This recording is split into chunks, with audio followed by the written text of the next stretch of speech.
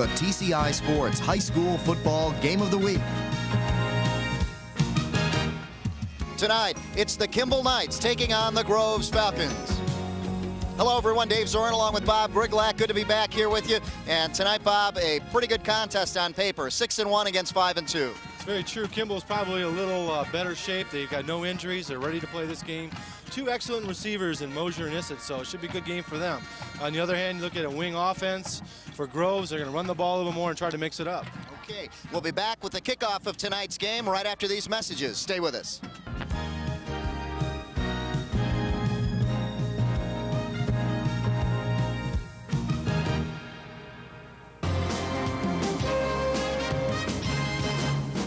Your best shot on the next edition of Roadshow Video. This month, Bubba and Pat take you to the Double Action Shooting Center in Madison Heights to see how sharp their shooting skills are. They'll talk to experienced shooters and see who can get closest to the bullseye. So for the best in pop music videos and what's happening in the area, watch Roadshow Video. Tonight at 9 on Channel 63.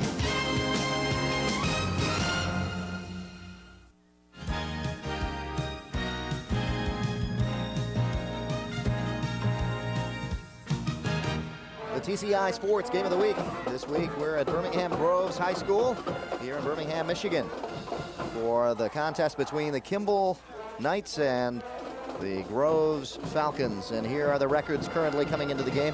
In the conference, Kimball 4-0, 6-1, one loss, coming by 1 point to Adams. And the Groves Falcons 4-0, 5-2 overall. Their last loss coming last week, 27-7 against a very tough Lake Orion team. And Bob, no, we haven't been on strike like most professional organizations or leagues have. We've had a little technical difficulty, so thanks for tuning in this week. There you see head coach Terry Powers in his 5th year at Kimball and has had a tremendous year with the Kimball Knights this season. Undefeated in the conference and going on, hopefully, to playoff berth. And Joe Abramson down on the field will keep us up to date on what's happening with these two teams in the playoff picture. Terry Powers is kind of happy for today's game. His whole team is healthy, and that's pretty unusual this time of year. So he's pretty excited, and this game has got some key playoff implications. So it's a big game for both teams.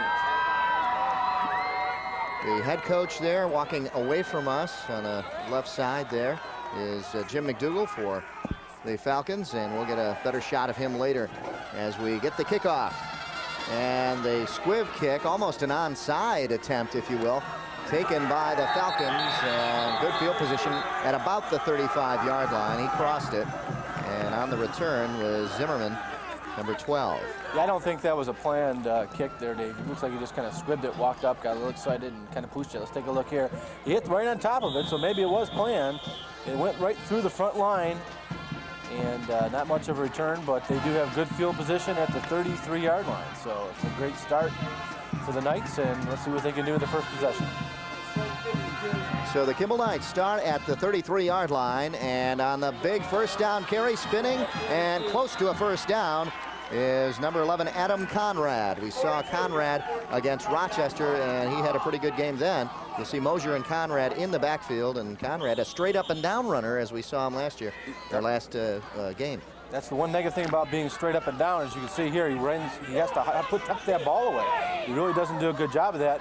He tried to tackle the ball, spun him around. He was able to hold on with the strength and get a good gain. But he's got to tuck that ball away going through the line, or they're going to be tackling that ball before the end of the game. A gain of 9 yards. It'll be 2nd and 1 now for the Knights.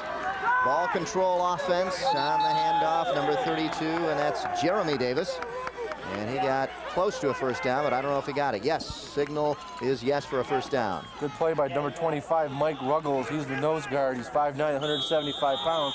He hit him and stood him up, but wasn't enough to stop him to get the first down. Just underway here at Groves High School.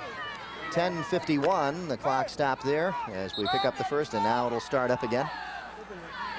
Key to this game is ball possession, making sure that they keep the other offense off the field. Whichever team is able to do that will be able to win this game. There you see the quarterback, Jeff Davis. And when he gets throwing, look out. Here again, Conrad on a first down carry, gain of about 12, 13 yards on that one. So the offensive line with a big surge here in the early going for the Kimball Knights. Now, we talked about the matchup, and it's the size advantage going to the Falcons. Little trap play right here. He goes off tackle. Great hole. Runs through a couple tackles and shows some good strength. Gets another first down. So the size advantage going to the Falcons, but the speed going to the Kimball Knights on that offensive line as they get a good jump on the snap. Ball into Falcon territory.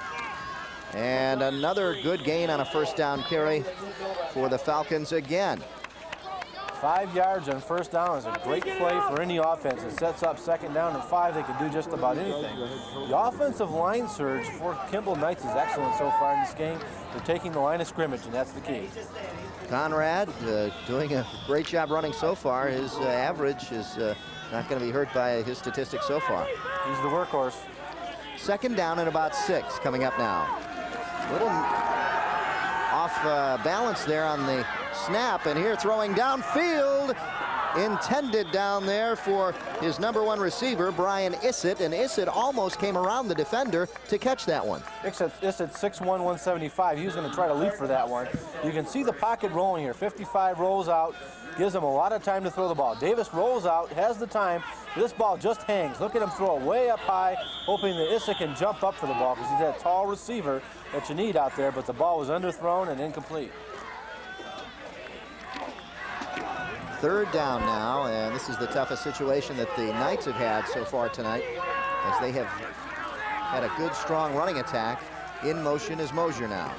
The pitch goes back to Conrad. Conrad has some room to run and hit hard along the sideline and short of the first down. It'll bring up 4th and short yardage. The odds are, Dave, that they'll go for it. They're in that territory right now where even if they give the ball up, the field position is not going to hurt them that bad. Here's the quick pitch right here. Offensive line, student body right. This is what they used to do with O.J. Simpson, another man in the news, but he goes wide and does not get the first down. Sets up 4th down, and it looks like around a yard and a half. No, they knocked it way back. It's about 3. 4th and about 3. Yeah, it looks like he stepped out of bounds prior to the possession going there. We have a timeout here. Timeout down on the field. There you see the head coach of the Falcons, and that's Jim McDougall right there looking on. Jim in his second year here. He was very calm before the game. His team has accomplished quite a bit this year. They've set their goal of winning the division, and they've done that already. So they're having a great year for this Groves team, which is coming back off of a losing 14 losing seasons in a row, I believe it was. So it's been a really, really good season for them, and they're looking forward to playing a good game here against the Knights. And the timeout down on the field. Wasn't sure who called that one, and it's 4th down now. They are going to go for it. Ball at about the 37, 38-yard line of the Falcons. Mosier in motion. Back to pass is Davis. He's got his man for the first down, Mosier. Jeff Davis hit Mosier, the motion man, who got open out in the flat and just enough for the first down. That's an excellent call right there. That time they brought the motion man across. You're not going to be able to see him here. 21 is in motion. That's Mosier. He runs out in the flat and just a little pass out there, a little flare pass. Gets enough for the first down, both feet in. Very good play. And forced out of bounds out there by Beatty, Russ Beatty. That's all they went for was the first down. That's all they needed. The Knights in good position now. Ball at about the 33. And this time the run doesn't work as effectively as it has been as the Falcons bunch it up in the middle. And it looks like it was number 32 on the carry down there. It looks like Jeremy Davis. They haven't broken a sweat yet. You can see the players on the sideline. It's a rather cool night tonight. Probably around about 45, 48 degrees. So that could I don't be know. It seemed a lot warmer than that. No, it was about 55. Seemed real comfortable. Down. Really? Yeah. Okay. If it was 50s, we'd be cold down there. I was on the golf course. I was cold. Here's Davis on the carry. Jeremy Davis breaks through for another first down for the Falcons. Down at about the 20-yard line. Well, they ran right over tackle. You can see right here the offensive line surge goes through. He changes direction. Saw the defensive line coming at him, changes direction, cut back across to the right side, and made a good gain out of it. Well, Jeremy on the previous carry was stopped right at the line of scrimmage. He said, give me another shot, and he picks up the first down. There you see him in the backfield with Mosier, who usually goes in motion. Power I setup, and they go with that. Conrad, the tailback on the carry, breaks a couple tackles and busts outside and inside the 15-yard line to the 13, and flags. we've got flags all over the field. Looks like it could be a face mask. Could be a face mask, yep. Conrad shows some really quick. There it is. Yeah, he shows a lot of quick feet here when he hits the line. You can take a look at the offensive line. Straight up blocking. He hits the line right here. Watch his feet. Watch his feet. Makes the spin move. Cuts outside. Was able to get outside. Now let's see if we can see the face mask here. There it is, right there. You can see the face mask. Good call. Yep, his head is snapping back. Snapped it back. And that could be, I think it should be a 15-yard penalty. That'll bring him in real close now. There it is. There's the call. Face mask on number 40, and that is Brian Wells. Those are the kind of injury that can cause real bad injuries. Now, what Falcon? This Falcon can cause a bad injury? No. Oh, okay. Oh, the face mask. The face mask. That yes, can do that. Well, the Falcon can too. Did you see the beak on that thing? I can't. And they hover above you. They come down and swoop at you. Good eyes. Big eyes. Not eagle eyes, though. No. Falcon. Falcon eyes. Here we go. Conrad on the carry, stacked up at about the 5-yard line. So not much on that one. It'll bring up second down and goal from about the 5. Number 88, Eric Gerwin, had good penetration at linebacker that time. Was able to pinch in, stop him from getting any type of momentum going. That stopped him to a 1-yard gain. Good play. 7:30 left here in the first quarter. There you see our crowd on the Grove side of the field.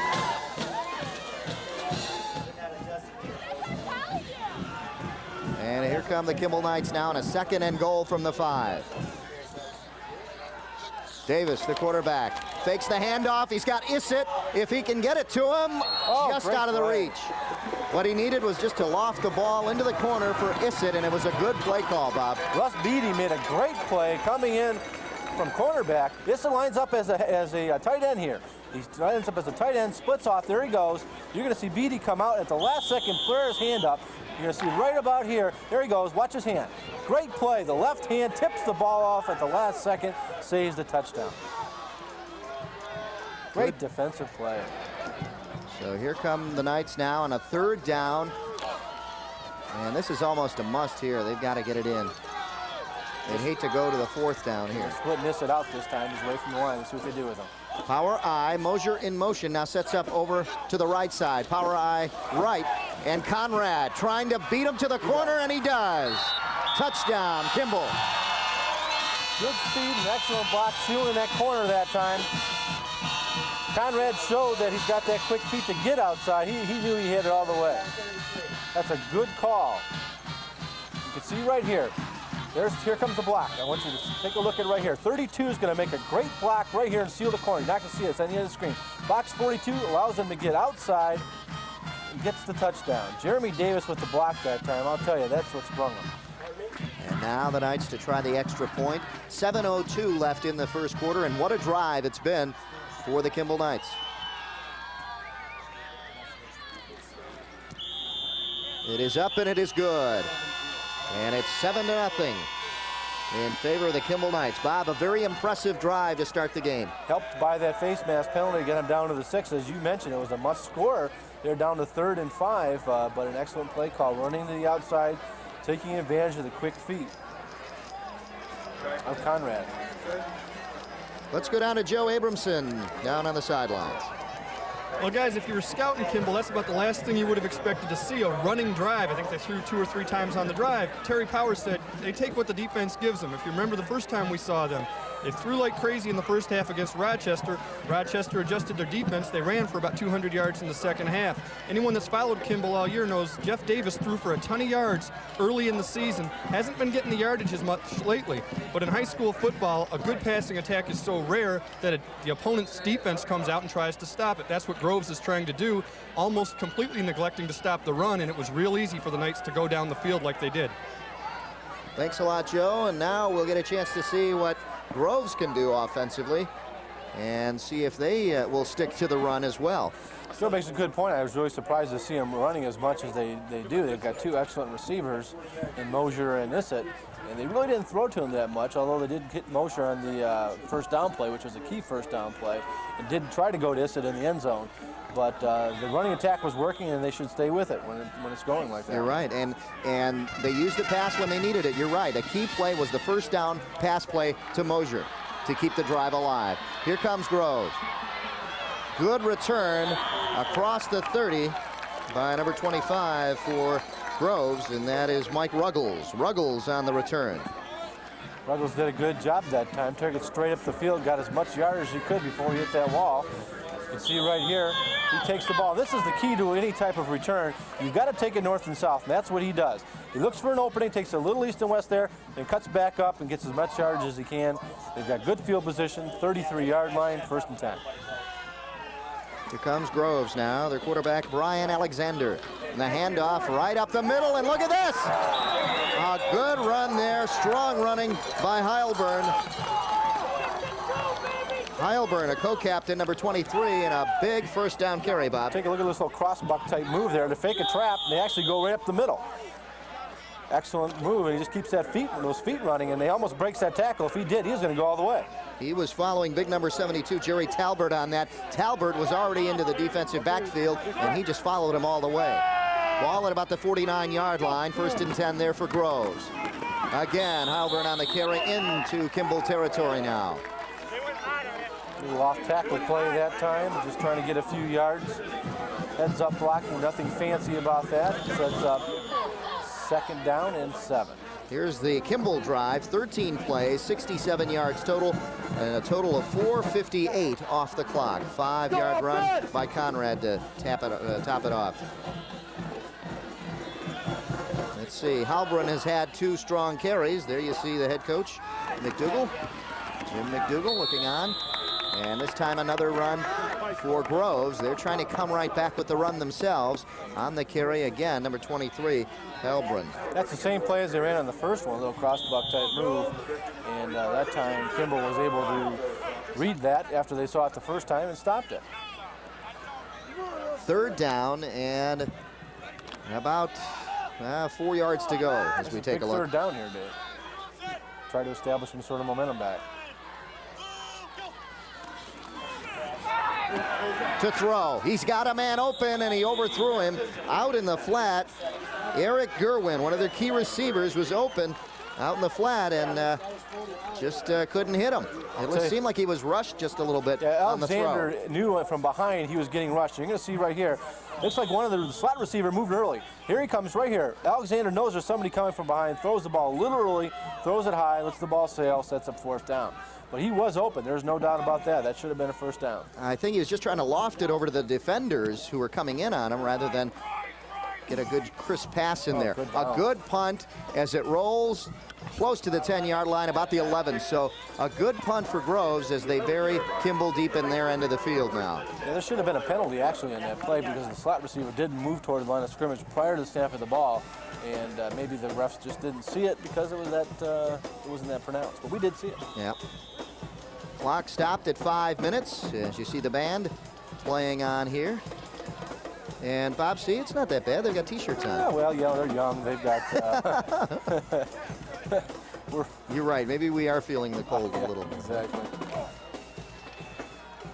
Nice facilities here at the Wiley Groves facility. Yeah, nice spacious press box for us, and it's a good press box to come back to after we've been off for a few weeks.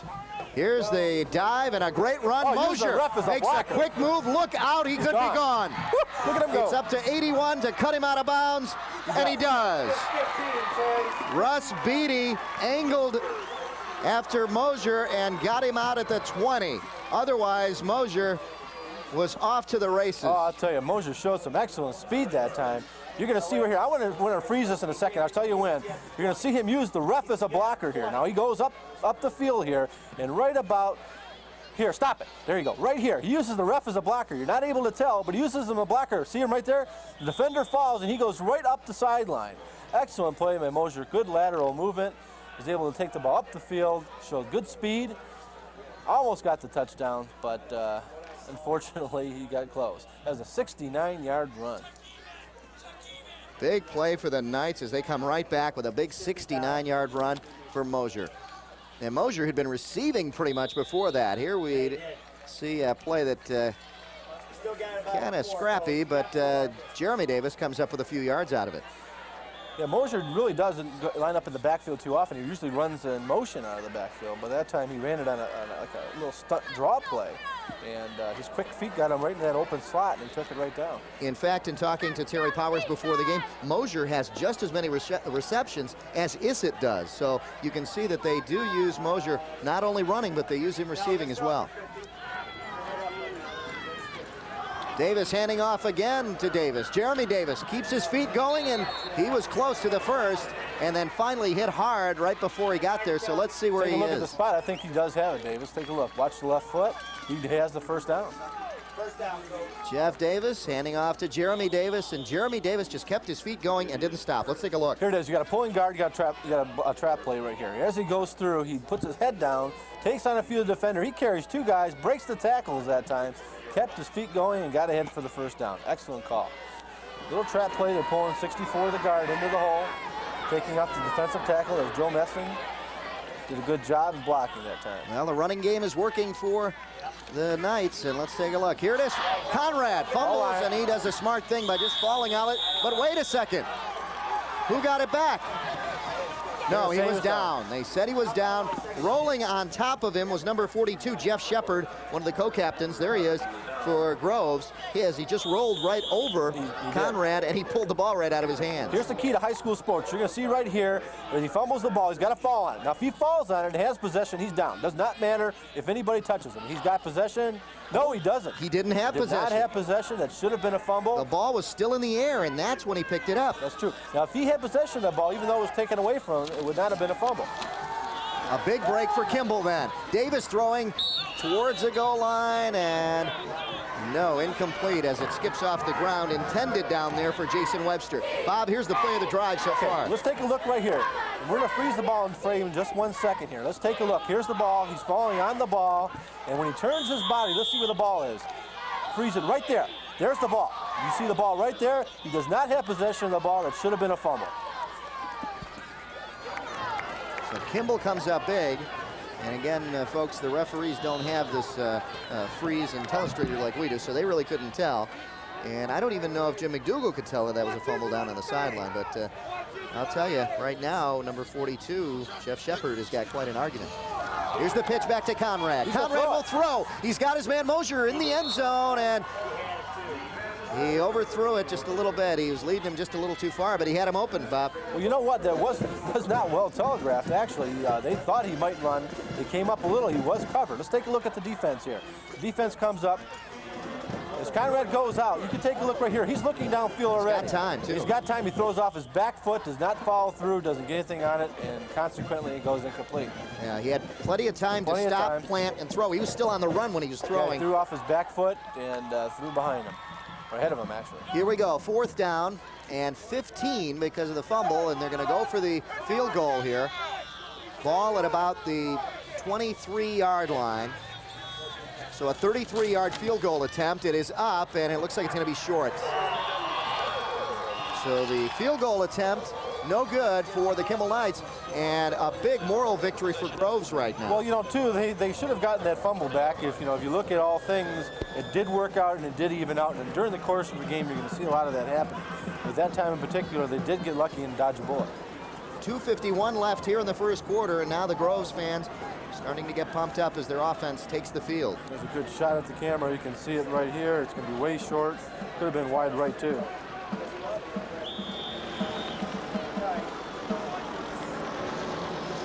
Got the possession changing right here at 20-yard line. The ball goes over since the ball was inside the 20 at the time of the kick. The ball goes over at the 20. Groves now in possession. Fake handoff. Goes off tackle. And the run went the other way, Bob. Thanks for filling in for me just for a second. I saw you pop up there, so I fill in. And there's the Channel 2 helicopter as they go around to try to get games around the league, around the City. Here's our trap play again. It's a counter, yeah. It's a counter trap, counter tray as they call it in the pros. He goes off tackle. Good run, kept his feet moving. And it's Jeff Shepard who had the fumble recovery, and they said, well, Jeff, we're going to give you the ball now for doing that. There's another play going the other way, similar, and they come up big again. Another big running play, number 38 on the carry, and that is Torrey Cockcroft, another co-captain. You're going to take a look right here. You're going to see Kimball trying to tackle the ball. Now, they didn't get the ball, and consequently, they didn't get the runner either. He was able to run through the tackle. Here he comes right here. He's got the ball. There's the try to tackle the ball. You saw it right there. Try to tackle the ball. Didn't get the ball. Should have wrapped up the running back as opposed to tackling the ball.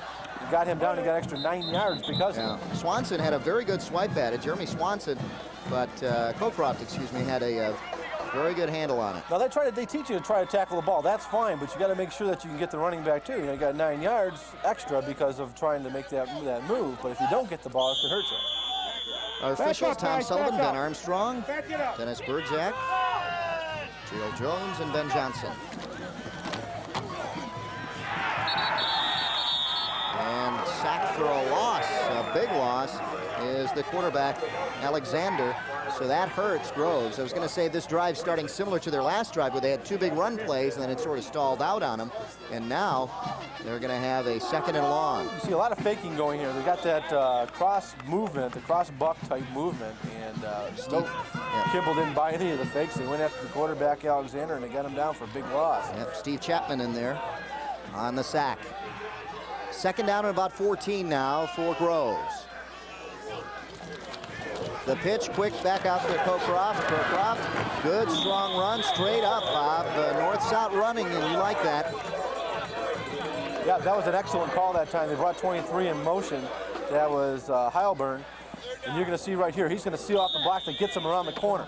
Here he comes right up to the stuff. Ref gets out of the way. He comes across. Heilburn right there makes a nice block, and he gets enough. About 9 yards. 9-yard gain. Gets sets up 3rd down and 5. So now a pretty good position as opposed to the 15 yards they had to go earlier. Now they can do just about anything at this point.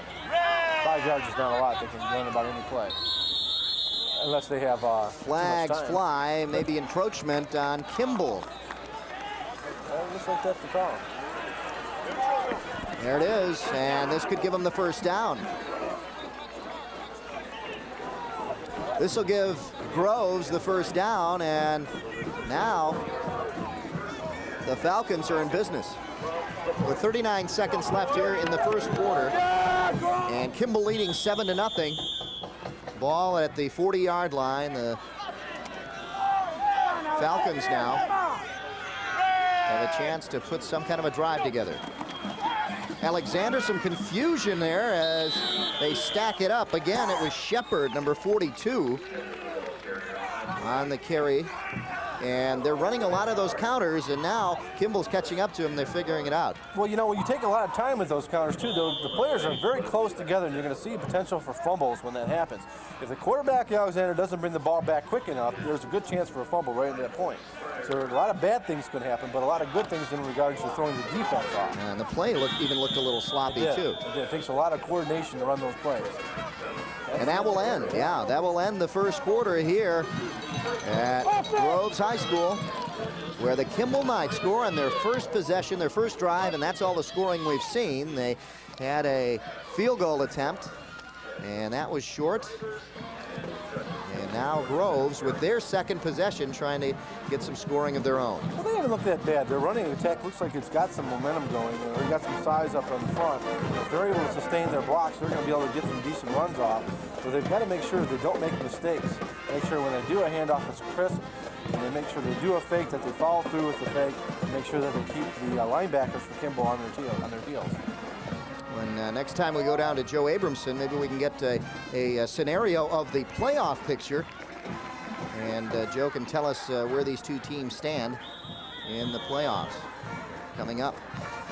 As we have, one more week of regular season? Before the playoffs, that's right.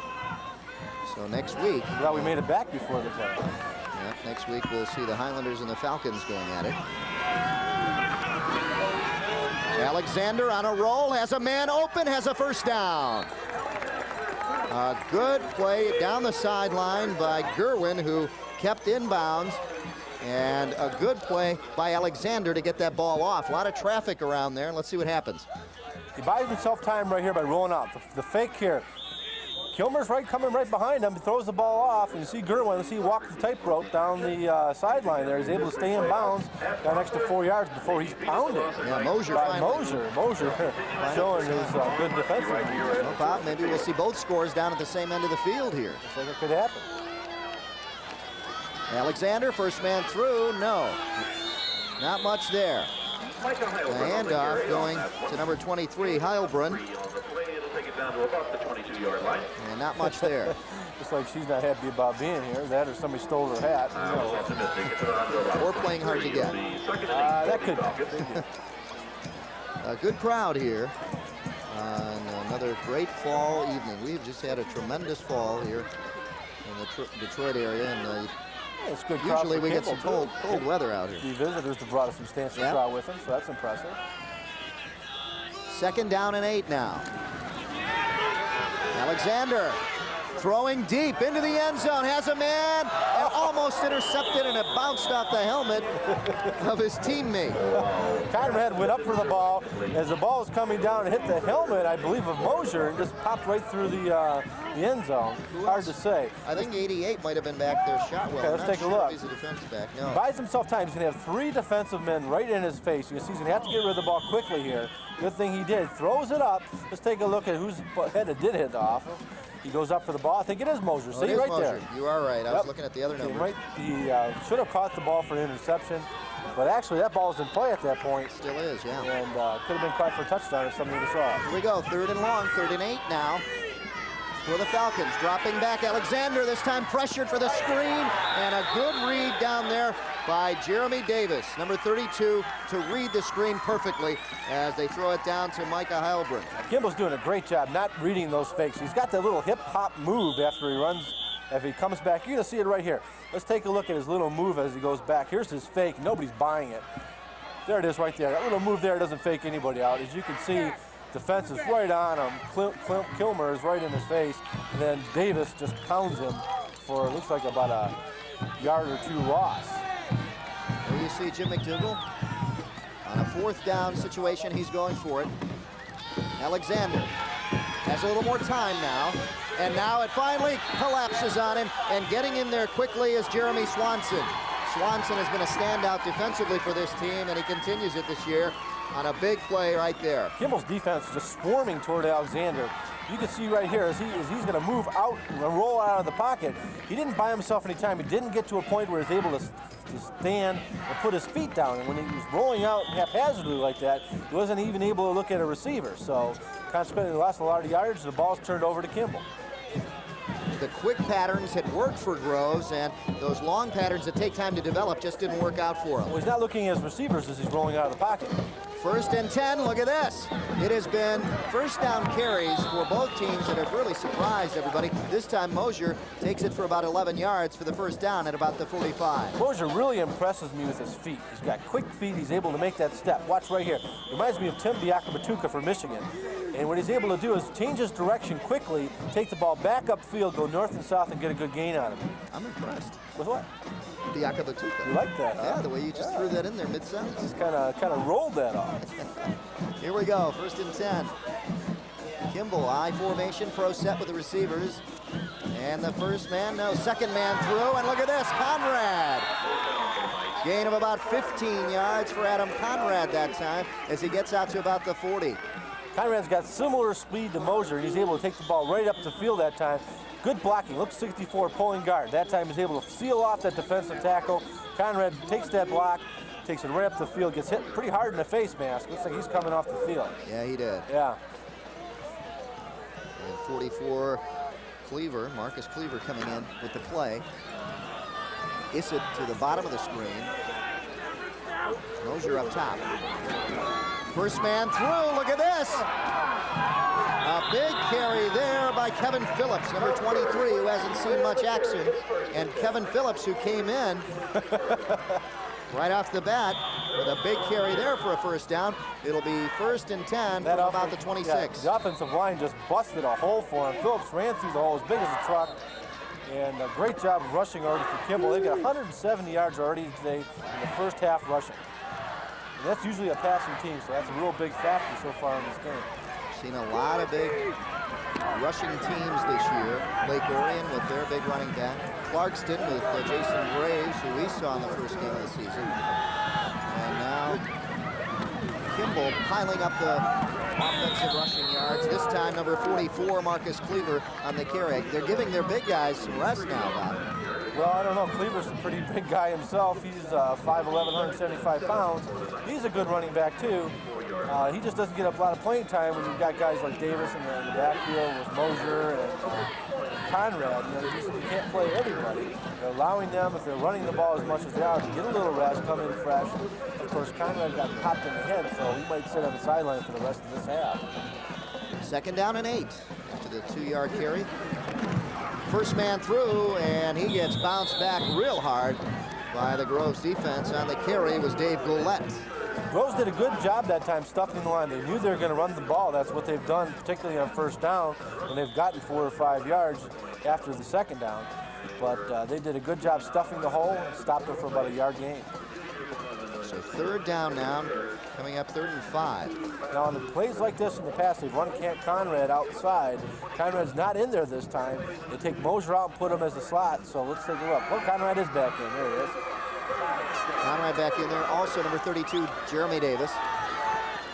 Time to throw. Unloads into the end zone. It's a touchdown. Oh, great catch. That was a perfect pass and a perfect catch. The pass was a little behind him, but he threw a bullet. I think he hurt himself back in the backfield, in the back over there. And it slipped on the grass. Yeah, it looks like he's okay. But there wasn't a real good fake, and I'll tell you what, Davis just had enough time to get that ball off, and when he did, he threw it right on the helmet of Issett. Let's take a look like it. The fake wasn't good. He's going to get some penetration from the back. You're going to see it coming right here. There it is. Just gets the ball off, and watch the pass right on the helmet. Right there. Boom. Hit him right in the face, actually. It was a good catch. And I don't know if you're going to see it here. He's going to... Great concentration by Issett. The extra point is up, and it is good. Good pass. Good play action fake that time. Was able to bring it down 3rd and 5. They're going to look either way. 14-0 was our score. 7 minutes and 19 seconds left in the first half. Good ball game so far for Kimball. Groves needs to put a good drive together here, Dave. Yep, and capping it off with that 21-yard pass to Issett. And 14-0, Kimball leading. And Kimball has put on some very impressive drives. Even on the drive that they didn't get in and score, the one they had to try the field goal on, they still had a big drive, and well, a lot of it was a 69-yard run. They only made one mistake, and that was on the fumble, and then they still got a break on that, where the refs declared it really was not a fumble, so, or not a turnover, I should say. Let's go down to Joe Abramson. Well, guys, I heard you talking earlier about the playoffs. And with Groves coming into the season, their big thing was let's just win the OAA Division IV championship. They did that. Now at 5-2, they got a good shot at making the playoffs if they can win this game. And about a week or two ago, they did change their goal from simply winning the division to going to the playoffs. If they can come back from this 14-0 deficit, they'll still have to beat Seaholm next week, which they haven't done in a few years. Kimball, on the other hand, if they win this one, they're 7-1. Probably going to win next week against Dondero. Their big thing is to hope that Brother Rice loses tomorrow or in week 9 and finishes 7-2 as well. And then Kimball can have the home field for the first 2 rounds. And you know, last year Brother Rice in the first round of the playoffs suffered an upset to a suburban team. It could happen again this year. Okay, thank you, Joe. And he's pretty much on target about Brother Rice. They're playing a tough game tomorrow against De La Salle. De La Salle is heavily favored in that game, so there's a good chance that you'll be seeing them in that first round. The return for Groves brought back by number 37, Rudy Elliott, and Groves will now start at about the 34-yard line. There's our drive, 6 plays, 65 yards. Didn't take a lot of time off the clock, Dave, 2 minutes and 59 seconds. And capped off by the 21-yard pass to Issett, and that was, he just zipped that one in there. A good crisp pass. Here's Alexander back to throw, and again, he hits his man, and he had possession and fumbled it out of bounds, so they do keep possession complete out there to Shepard. And Bob, that will work. The quick patterns have seemed to work for Groves. When you run the ball out of the wing offense, you have to throw the quick patterns, the little slants, the little out patterns like that, and that's what they did. He's able to get the ball out. If he drops back in the passing lane there, he's going to get pressured by Kimball, and that's what happened. He's had no time to throw the ball.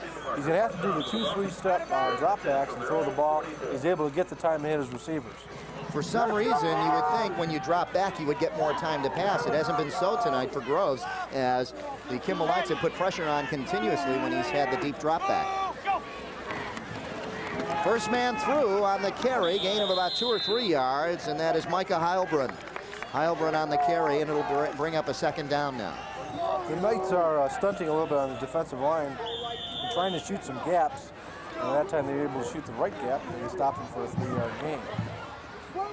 Micah's a big boy. He's 210 pounds. He's as big as some of the linemen are for the Knights. So yeah, similar to what we saw with Charlie Sanders up at Rochester. Adams, that is. Second down and long, 2nd and 8. Alexander. Kimball in there quickly, number 35 in there right away. Dave Goulette, and flags are down too. Flags and that is usually a holding call. We'll take a look. Let's take a look as they march it off against Groves, and they want to knock him back. Let's see what the call is. Motion in the backfield, so that'll be declined. It'll bring up 3rd down, and on the loss. I thought they were allowed motion in the backfield. Did they? Yeah. Unless he went forward. Yeah, he might have gone forward. You see a lot more of that than you used to see. You see the fancy sideways shuffle that they have now. We're at the 6-minute mark here in the 2nd quarter. 14-0, Kimball leads over Groves. Alexander back to throw.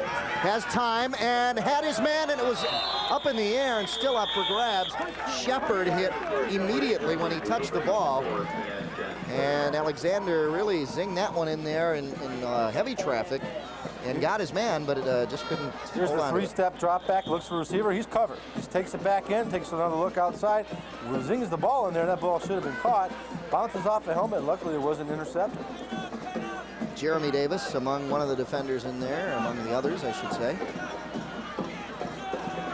And Groves to punt from the 30. He gets it off. That was number 2, Ryan Hafner. And the fair catch called for at the 25 by Mosier. And about the 26-yard line, that's where Kimball will start. So Kimball has had impressive drives every time they've had the ball. Now Groves has to come up with a big stop right here. So the thing that hurt Groves that time is that we're not able to take any time off the clock on top of that. They only took about 1 minute and 15 seconds off the clock, which allows the Knights plenty of time to run the ball down the field and not have to do any hurry-up offense. So this gives them a good opportunity to take the ball down the field and go out at halftime with 20 points in the lead. In motion, Mosier. Jeff Davis, the quarterback, drops back to pass. Looking to the left sideline, has a man down the sideline open and almost intercepted down there by number 38, looked like down there. Cockcroft rather. So Mosier was open. That time he threw it to a spot. Cockcroft did not look for the ball. If he did, he could have had an interception because he was looking at Mosier, going after Mosier. That could have worked. Aha. This is the guy behind the Falcon.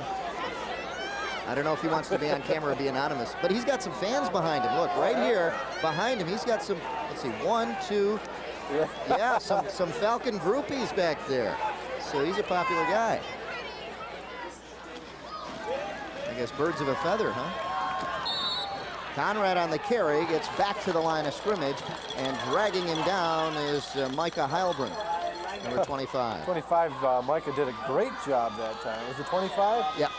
25 is Mike Ruggles, I believe, wasn't it? Oh, Ruggles, excuse me. Ruggles came through from the nose tackle position, drags him down, because if he didn't, he had a great block in front of him by Jeremy Davis, and had a lot of room to run. It was Mike Ruggles, excuse me. Mike, Mike's good tackle. He's done a good job here today, Mike. Yeah. He's not very big, but he's real quick. He's 5'9", 175 pounds, but he's done a great job on defense. He's able to do the penetration there. So Kimball going away from what has gotten them the 14-0 lead, the run, and they come up with another big run to pick up the first down. It was 3rd and about 9, and they looked like they were going to stall on this drive, but they pick up the big first down. 79 Jeremy Lewin had him dead in the backfield, shifted over on the front, was able to stunt past the center, had him tackled for about a 5-yard loss, and he wasn't able to wrap him up.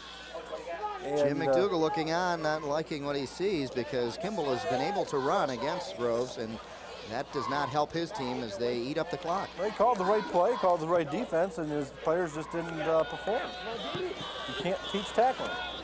Again, Jeremy Davis on the carry. Davis again with a first down, and he keeps going. Gain of about 17 yards on that one. Davis shows some real strong running here. Was able to run through quite a few tackles, and the key to his strength that time was able to hold on to the ball. At the end of the run, they're going to try to tackle the ball. We'll show you here in a second. Here's Davis, quick step, runs off tackle. You can see right here, they're going to try to tackle the ball. Right into here as they try to slow him up. There's he's trying to tackle the ball. Davis holds on, gets another first down at the 45-yard line, 1st and 10. And big credit to that offensive line of the Knights as they have been opening up holes all night for this team. On the carry, not much there. And see who's at the bottom of the pile. Looks like Conrad. Conrad on the carry. Looks like he lost maybe a yard. A trap play, 64 pulling. Messing didn't complete his block because of it. Wasn't able to get very much of a gain. Gain of 1, 2nd and 9. Next week, don't forget to tune in as the Falcons take on the Highlanders. As we will travel back to Rochester. And a great matchup here at 7 p.m. right here on TCI 63. And not much that time as Mosier gets it and gets right back to the line of scrimmage, and it'll bring up a 3rd and long. So Groves now stands up defensively at midfield to stop the Knights. Let's see if they can hold them now on the big 3rd down play here. Brian Wells, linebacker, shot the gap that time, and a great tackle in the backfield. This running attack has been fantastic for Kimball. It's starting to slow down here. They've already got 200 yards rushing here in the first half and 11 first downs. 3rd and about 11. Davis back to pass, rolls out on the run. Now has time, unloads downfield, up for grabs. Issett comes down with it. Touchdown. 2 defenders down there with him, and he pulled it away from one of the defenders. Number 81, Russ Beatty, was right there, and he pulled it out of his hand. Unbelievable. I'll tell you what, there was a lot of contact. Issett, he is the one who came through, kind of pushed him away with his body. You're going to see great movement here by Davis. Davis runs outside. He knows where the line of scrimmage is. You're going to see him rolling out here. He sees Issett down the field. He just wonders if he can get the ball to him. He stops up short of the line of scrimmage, throws the ball up. Knowing Issett's 6'1", watch the bump here. Issett's going to kind of push him off a little bit, waits for the ball, catches it with his face mask the 2nd time in this game. It was the first touchdown he caught it with the face mask. The face mask, 2 touchdowns for them. The extra point is good, and it's 21-0 in favor of the Knights as they are running away with it here in the first half. Well, Bob, this time it was pretty much passing that Kimball did. I'd say so. They had some runs mixed in there, but a big 46-yard touchdown pass from Davis to Issett on their 2nd connection of the night for a touchdown. Well, his 2nd reception of the day. He's got 68 yards and 2 touchdowns, not a bad deal. Mosier's done most of the work getting him there. Then once he gets there, Issett takes over. So it's a good tandem. We talked about him earlier in the pregame, how those two would be the difference in the game. So far they are.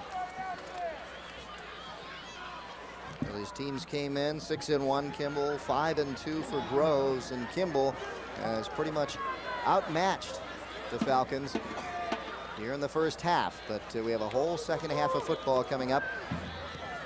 And here back to receive, we see number 16, number 25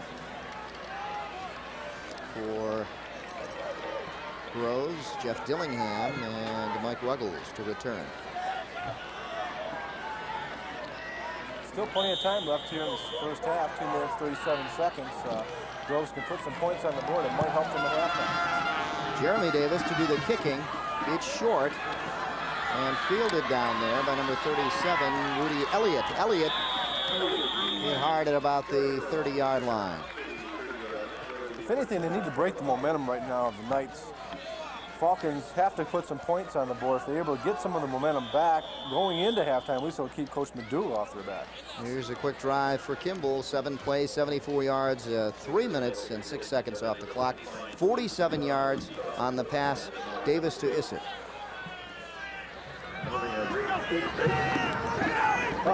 Fumble in the backfield. Flags are also down. And a good job of recovering Ryan Easter, number 30, back there for Groves, and getting that pitch. It's usually against the offense. Let's take a look here, see what the call is from the referees. That ball was thrown a little hard up to his face, and he lost sight of it as he went to grab it. Luckily, he was able to pull it back in.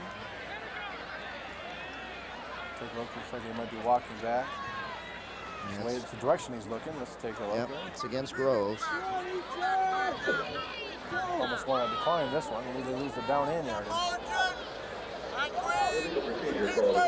Repeat the first down, as we can hear the ref there. Let's see. Here's the pitch. Let's see if it's right up in his face. Yeah, it's up high. That's exactly where it is. Lost sight of it.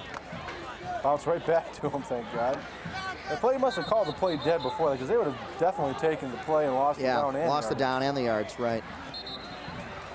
Now a timeout called by the refs as they want to talk it over. That doesn't really make much sense. The only way they would call that is a dead ball foul. Emotion isn't a dead ball foul. I think that's what they're talking about right now. That doesn't make sense. Oh, wait, no. Somebody's lost something down on the field. That's what it is. Lost his whistle. He can't referee on lost his whistle. You know, hey. There we go. He's happy now. Okay. We heard that one. Clock starts and winds down. We're at 2 minutes left in the first half. And the carry, not much there as the Knights stack them up. On the carry, number 23, Micah Heilbrunn. So the Kimball Knights defense has pretty much stopped Groves, and they call a timeout now with 1:48. They've got a good situation right now, yeah. Yeah, I was just about to say, why didn't they call it earlier? But just as I was about to say it, they called it. And we still have the Road Show video here on TCI 63. Tonight, right after the game, don't forget to tune in as the Road Show video, Bubba and Pat head over to Double Action Shooting Range in Madison Heights to get some target practice. And that's tonight, right after the game. Let's go down to Joe Abramson. You know, if the Falcons go in halftime, as it looks like they're going to, down 21 points, it's going to be more than a simple uphill battle for them to come back and get close. They've had a case of strep going around the school, and they've got 4 starters, including Micah Heilbrunn, with strep right now. He didn't start the game on defense, and you saw the effect it had on them early with Kimball running the ball up and down the field. I noticed on the last series he was in there, and he was shoring up the middle a little bit on the run, but now all of a sudden they're giving up deep passes again. They not only have to come back and score some points, they're going to have to see if these guys don't get dehydrated and can keep their momentum going. Okay, good point. Thanks, Joe. And make sure that you stay away from some of those players down there too, Joe. We need you next week. Alexander on the pitch, this time a better one, and dragged down from behind is Heilbrunn. There's a flag on the play. Let's take a look. See where they grab him, yeah. I'll tell you what, he needed to stay in bounds. Yep, it is. He wanted to run some time off. It is a face mask, Bob, so this will bump him up, and let's see how close they get now for a first down. Good pitch this time, as you mentioned. He's able to take him. A little slip there. Here's the pitch right in front of him. Let's look for the face mask as he grabs it. Right there. Yep, oh, yeah, right there. you can tell. Got him pretty good with the face mask. Brought him down. That should be a 15-yarder, an automatic first down. And it is. It is an automatic first down at the 45-yard line. And it is an automatic first down, the man says. Jim McDougal on the sideline. He kind of reminds me of Dan Henning, the head coach for Boston College. Really low-key. I kind of liked his attitude. Yeah. He went in and says, hey, we've done everything we're supposed to, but we have to redefine our goals, and we did. In his second year here. Go, guys! Dan Henning. Dan Henning over at Boston College. That's who it reminds me of. Go! Here's Heilbrunn on the carry, and a big carry of about 8 or 9 yards. So that's a bright spot now for Groves as they starting to move the ball. Only 1:04 and counting here in the first half. Time is running out on him. Alexander, the quarterback, back to pass. Has time. Unloads downfield down the sideline, and he got it. No, he didn't. Great catch. Complete down on the sideline to Eric Gerwin. Oh, I want to see this one again, guys. Let's see this. Let's see his toes get inside. Oh, this is a great He play. caught one earlier along the sideline, kept his feet in. Let's see what happens this time. Here's the roll. The roll gives him time. Here's the throw. Let's take a look. Let's see where his feet are. Ooh, I don't know. Well, his knees might have been in. His feet, I don't know. I never saw him, but it obviously is a first down because that's what the ref said. He was right there. Here we go, 50 seconds left here in the first half. The double counter, double reverse. And he's got it blocked. He needs some blocking in front of him. He beats one man, goes out of bounds. Mosier shoved him out of bounds as Dillingham beat one man to the outside and managed to get out of bounds to stop the clock. Key blocked that time. Kimball was able to come back and take away most of the field, but he got around the corner and sprinted out. Didn't get a lot of yards, but he got enough. Here's the quick Pearson. Got tackled in the backfield. They had to swing it around wide. Now, here's the key block. You're going to see it coming up here as he takes the ball outside, goes for it. I don't know if you're going to be able to see the block. You're not going to be able to see it. Here the move gets him away right. Well, earlier. Mosier actually pushed him ahead for another 3 yards. You didn't see the block. It was a key block. Was able to spring him to get yards in the first place. Here we go, 2nd and 2. Alexander back to pass, has plenty of time. And now unloads. He's got a man. First down and out of bounds to stop the clock. And again, it's number 88 out there, Gerwin. The key to his rolling in the pocket this time, he's able to set his feet and make the throw. And because of it, he's able to get some accuracy on his passes. As he's rolling out here, he's got a blocker in front of him. That's a safety valve. He picks up right there. Picks up the lineman, throws the ball over him, gets good shot right there. Gets the first down. He made a good move to freeze Jeremy Davis when he looked like he was going to run. Davis held up, and that allowed him to make the pass. A little stutter step did freeze it, and they do that, and they throw a fake to freeze the linebackers. That allows them to come in that one step and was able to throw the ball over him because of it. Timeout now down on the field, 35 seconds left as Groves tries to get on the scoreboard here before the end of the first half. Here is the Master Anglers program. Thursdays at 7 p.m. on TCI 63. The Master Angler Show features the latest in fishing tips and techniques. Also guests like Babe Winkleman. We talk about their climb to the top. So for hot Michigan fishing action, catch the Master Angler Show Thursday at 7 p.m. on Channel 63. You know, the key to that was, though, one guy had 2 fish, and Mark only had 1 fish. Mark Gomez, the Master Angler? Mark Gomez only had 1 fish, but his was bigger, though. He doesn't claim to be the Master Angler. Oh, by the okay. way. He says he does a show about all the Master Anglers. He did try to get me on the show last year. Hey, there's Beavis and Butthead on that thing. No, that's not. That's the. There's Mark Gomez. That's Mark Gomez. That's the Master Angler. Back to the action now.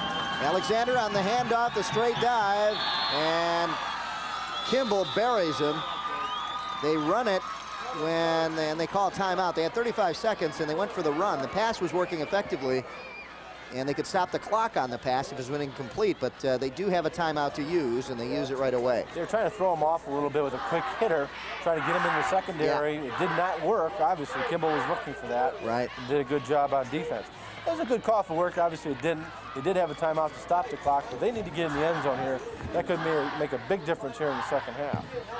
I'm impressed. I mentioned Dan Henning, and these plays now are kind of like Dan Henning because he came right back with that counter, that double reverse. And up at Boston College this year, he's been successful with some trick plays. Yeah, he's done a good job with them. Of course, they've got an offensive line that's about 305 pounds a man, and that usually helps. It is homecoming here. Looks like Halloween is the theme for homecoming because nobody's wearing suit and tie. What is this right here? What? Is that one of those famous wigs where the guy has like the Bible slogan on it? Or that was the guy with the fancy wig? I don't know, but Groves throwing up a prayer here. No. Sack for a loss and a big loss. Brian Henninger. Henninger gets in there for a big loss on Groves, and they call a timeout with 14 seconds left. They call a timeout. They let about 4 seconds run off the clock before they allowed them the timeout. That's unfortunate because they needed that time. He goes back to pass, no time.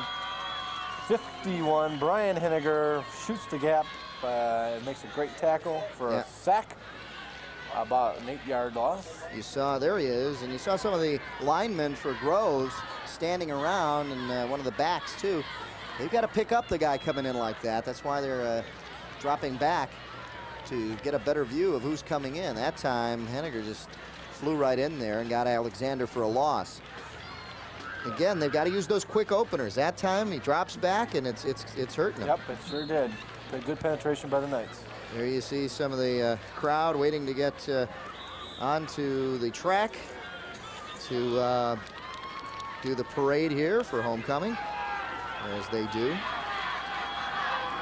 Third down in a bunch, about 16, 17 it looks like. Right, 15.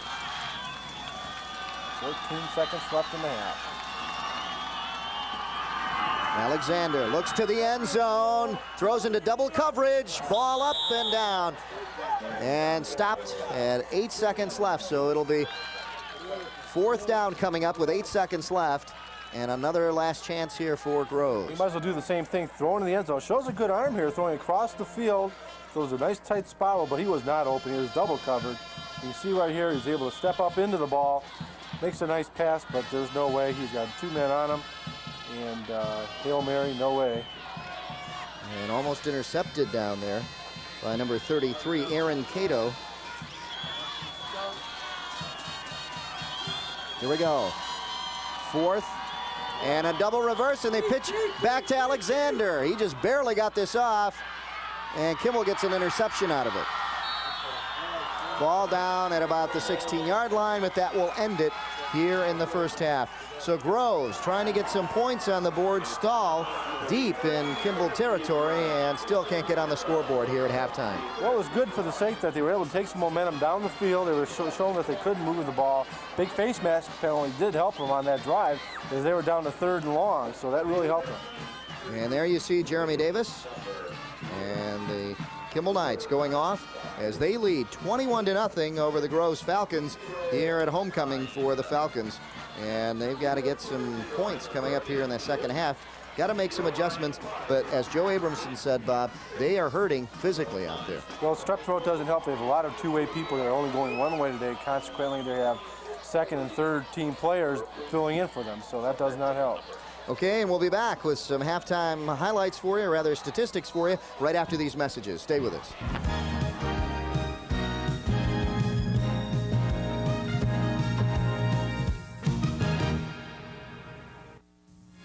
If you wish a video cassette of TCI Sports, the cost is $25. Send a check payable to TCI, along with your name, address, and the names of the teams that played in the game, to TCI Sports Videotapes, 4500 Delamere Boulevard, Royal Oak, Michigan, 48073. Remember to tell us which game you wish to receive. And thank you for watching TCI Sports. The TCI game of the week. We're at halftime. The Kimball Knights over the Groves Falcons, 21-0 right now. And let's take a look at the scores, Bob, here in the first half, and it's been all Kimball. The first touchdown, this was Conrad on a 5-yard run, and he got the pitch back here and angled for the end zone. Yeah, they had 3rd and 5. He took the ball, took it outside, showed his speed, got the touchdown, ran away from the defenders. That was a big play because they were stopped on 2nd down.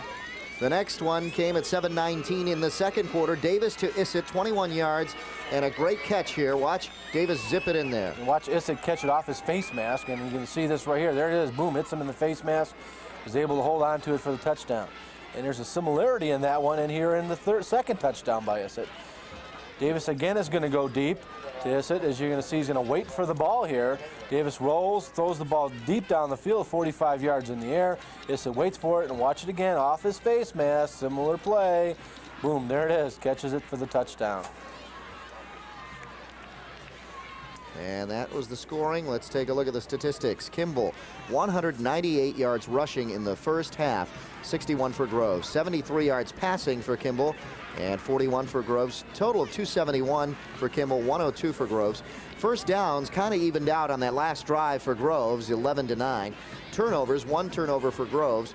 And the time of possession, really surprising, but it's some quick strikes that Kimball had towards the end there that kind of gave up the possession factor. The 1 turnover was negligent. It was the last play of the half where they threw up the lame duck pass, so that really isn't a factor. There should be 0 on both sides. Time of possession is pretty even, so are the first downs you mentioned. Key thing are those rushing yardage. Kimball is able to hold that ball and run it down the field. And let's take a look at our homecoming court for 1994 here at Groves High School. And the Queen on the left there with the crown, and she's eager to leave. Bye-bye. And the King also just happens to be one of the players, number 52 for Groves. And we're going to get a shot of him down there. There he is. And that's John Salchicoli. That's pretty close. We could put maybe a little crown on him right there. Yeah, there's let's do that. So there's your crown, John. We put the crown on him. And he is out there right now to receive the kickoff. So the Kimball Knights will kick off to start the second half here on homecoming night for the Groves Falcons. Taking it, number 37, Rudy Elliott, and he's had a few short kicks. He takes it way over to the other side of the field. Now cuts up, and a good move as he spins to get away, and he's down at about the 46. So a good return by Elliott. Looked like he was going to be hit for a loss back there, but he managed to make a spin move and cut back upfield. He's running away from his blockers. His blockers are all going back toward the other way. He's running away from them, able to keep his balance, cut back upfield, break a few tackles. There's one tackle. There's the second, which the Kimball player just pushed the blocker out of the way, forgot about the ball carrier, and took the ball back over the 45 to about the 45-yard line. And it's the spin that got him going in the right direction, north-south. Here's Alexander rolling out, feeling a little pressure, and intended out there for Shepard, and just out of the reach of Jeff Shepard, one of the co-captains out there. Jason Webster is right on his back. Good coverage. Good timing that time on the pass pattern. Looked like he was open. He needs to roll out, Alexander that is, in order to give himself some time, and that's going to be a key factor here in the second half, is that he needs that extra time because Kimball's defense, that front four, has been penetrating and getting to him quickly. So he needs to roll out and roll that pocket out to give him time to throw the ball. I got a correction on the King's name. Okay. Sasacholi. Okay. John Sasacholi is our King. Thank you for that correction. And back to the action now. A good run and pulled down by the shirt by Cato, number 33. Aaron Cato had a hold of his shirt and pulled him down. So Groves managed to get a couple of yards on that carry, number 38, Torrey Cockcroft. That's a similar counter cross buck play that they've been running in the first half. You can see here, here's the fake one way, come back the other, goes off tackles, got a big hole. The hole was sealed quickly though. He grabbed the shirt. Good strength that time by number 33. It's Aaron Cato, makes the tackle, sets up third down and 8. Third and long now. Alexander rolls out, has some pressure, has a man complete for a first down. Just over that stripe, he needed to get over the 45. He did, got the first down, sliding for the first down. Good pattern by number 38, Cockcroft, to see where he was. And he was falling backwards. Had to go back and get the ball, Bob. Alexander whips the ball right here. Let's see if he was falling. Yeah, he already had fallen and looked back for the ball. Alexander threw it where it couldn't be intercepted. Only caught, and it was caught for the first down. So here comes Groves now. Made some adjustments, and they seem to be moving the ball well on their first possession here in the second half. They've got to get on the scoreboard here with their first drive. And a good run, good strong running by number 23, Heilbrunn. Heilbrunn gets a good chunk of yardage on that first down carry. It'll be second and about 4 coming up. Good run that time, right off the guard hole, the 2-hole as they call it, and was able to take it for a nice gainer. Sets up second down and about 3. So this is a good position for him here. They can run just about any play. Let's see if they throw that short, quick pass again. That's been real effective for him. And again, Heilbrunn, first down carry across the 30, inside the 30-yard line to about the 27. So a good run by Heilbrunn to get Groves deeper into Kimball territory, Bob. The Falcons have gotten some momentum back. They did in the last possession of the first half. You're going to see right here that offensive line is firing out, able to get some really good sustained blocks that time. 56 in particular, Mark Foster made a great block inside, and a good run by Heilbrunn. Jim McDougall seems to have made some good changes here at halftime. Here's the pass leading him into the end zone, and unfortunately Shepard wasn't looking. Jeff Shepard didn't know that the ball was thrown, and it was just a little bit underthrown. Had he seen it, he could have made an adjustment and gotten to it. But he just kept going right down the field. A little bit might be the short statement. Shepard was running a fly pattern. I don't know if Alexander knew that. He took a couple steps back. He didn't look for him. I don't think he understood that Shepard had that kind of speed, as he threw it about 10 yards behind him. You can see right there, he had to come way back for the ball. By that time, He had no chance at it. Shepard showed good speed. Alexander didn't look at it. Second down and 10 now. Alexander gets him to jump off sides. Let's see if it wasn't number 52, though, our homecoming king, jumping off sides. But I think it was Kimball who moved first. Yet it was. They just happened to make our homecoming king move just a little bit earlier. There's our referee. And we'll start the clock again. Jerry Talbert, number 72, 6'4", 280. There's a lot of beef on that offensive line. They've got a pretty decent size offensive line. He starts moving the Knights back, and I'll tell you what, it could make a big difference in this game. Now they have the size advantage on their offensive line, so they seem to be moving well now. 2nd and 5. Hit in the backfield. And getting in there quickly, number 61, it looked like, or 51 rather, Henniger again.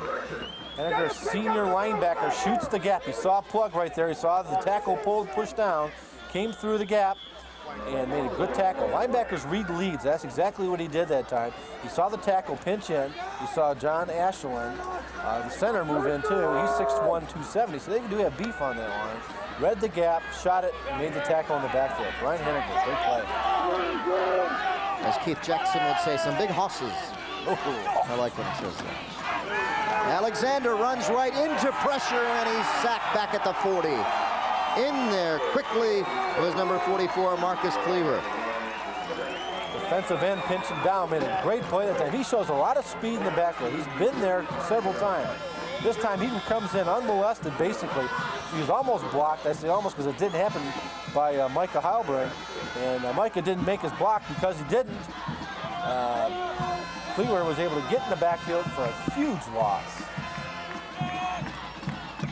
The punt is off, and a good one again. Hafner getting a good punt off at about the 12-yard line, taken by Mosier, and that's where the Kimball Knights will start at about the 12. Now remember when they were at the 11 before, Mosier had a big 69-yard run to get him deep into Groves territory. Yeah, so let's see. Groves was able to put another drive together, but no points on the board. Ran 4 minutes off the clock, showed some movement, was able to throw the ball well, and ran the ball well that time up the middle.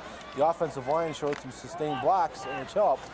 These guys can care less about football. You know, they've got a couple suckers. Well, they're dreaming about the day where they can play on the field. That's what it is. Okay. And play against the Knights. Jeff Davis, the quarterback, hands off to the first man through, and Mosier is wrapped up this time. Maybe a gain of a yard, but I doubt it. Well, you know, I'll tell you what, down. this is a different Falcon team I see coming out here in the second half. They must have really got a stern talking to by Jim McDougal at halftime, because they've come up fired up. They didn't score in the first drive, but the offense did show they can move the ball. The defense here has to show and shut them down. Get the ball back and keep that offense on the field. Good things can happen. There you see Jim McDougal talking to his team. Getting fired up here in the second half. They've got a long way to go. 21-0, Kimball leads. And this is Kimball's first possession of the second half. Off tackle, and look at this. They string it out. It'll bring up a 3rd and long. This is the best they've done deep in this territory, in Kimball territory, to hold the Knights. Brian Hafner, the linebacker, made a great play that time, number 2. You're going to see him come across. They're trying to pull the tackle out there. Hafner comes across. And watch him throw him down here. He said, you're not going to go anywhere. He's going to throw him right down with a host of tackles. I love it when I say a host of tackles. A host of tackles. And some big muscles. Poor Keith Jackson. Jeff Davis, the quarterback, looking it over now, and a big 3rd down and about 8 or 9 yards here. Just barely gets the handoff off to Jeremy Davis, and he breaks through. Look at this. He's going to go. Let's go. He's got to show some speed. It's all speed now. And they trip him up. A last-ditch effort by number 16, Dillingham, tripped him up. And Jeremy Davis tripped up at about the 10-yard line. That's a really shame, because Groves was showing some really good penetration. Yeah. The defense was showing some excitement. And then one big play busted their bubble, and that is a shame. And they all came up to stop the short run. And what happened, and you see it a lot of times, you break through that initial front line, and there's nobody there to stop exactly it. What happens, that's why when you have that short, 3rd and short, when they go for the 1 yard, they bring everybody up. They had 3rd and 9. They still brought everybody up, so it could have been a defensive problem right there that they were able to break through. They should have had at least kept the linebacker. So Groves again having trouble stopping the big play. Last time it was Mosier. That was a 72-yard play that time, and Mosier had a 69-yard play. So we've had two huge plays, a 69 and a 72-yard play. Neither of them scored, but the big touchdown was for 47 yards to Issa. That time Phillips on the carry for a gain of about 4, 3 of 4. It'll be second down and, oh, let's say 7 coming up. Did you say 7? That's close enough. Think so? I'd say so. I can live with that. 5:43 and counting down here in the third quarter.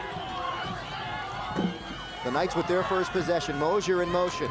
The pitch goes back to Conrad. Conrad sees some room and tried to squirt through down inside the 5-yard line. They're going to give it to him right before the 5. Conrad trying to read Mosier's block and kind of ran up his back. If he didn't, he was able to squirt outside a little bit more. He might have had some more running room. You're going to see right here, watch him here. We're going to try to freeze this in 1 second. We're going to wrap the back of Mosier. Right there, stop it. Okay, there he goes. Runs in his own man, as you can see there.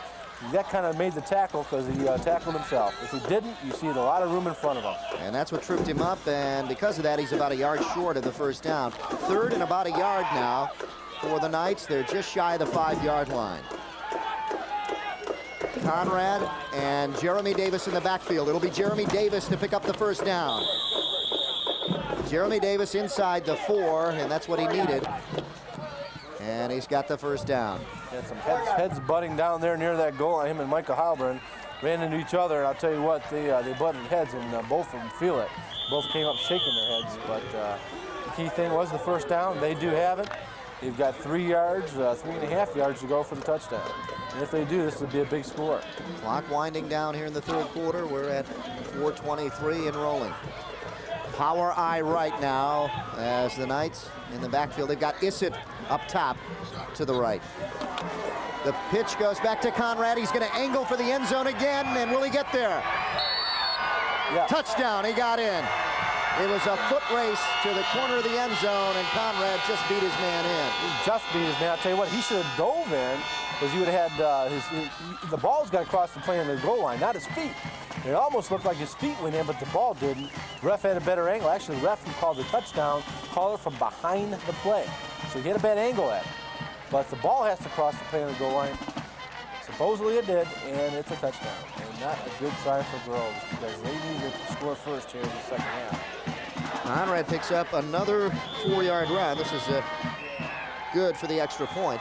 He had a 5-yard run on his first touchdown. This time a 4-yard run, and picks up the second touchdown of the night for him. Let's take a look at it again. Let's see if he does get in the end zone. We're going to freeze it right when it gets toward the goal line. Let's see if the ball does cross the plane.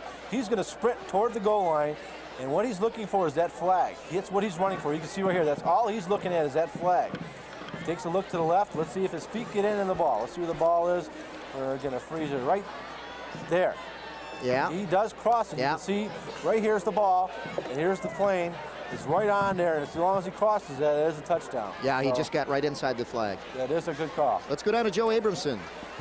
Well, guys, without a doubt, the #1 fan for the Falcons is Freddie the Falcon, who, if he can lose his head for a minute here, so we can get this thing off. I'll tell you, Why don't you help him, Joe? There you go. Really, what's your name again?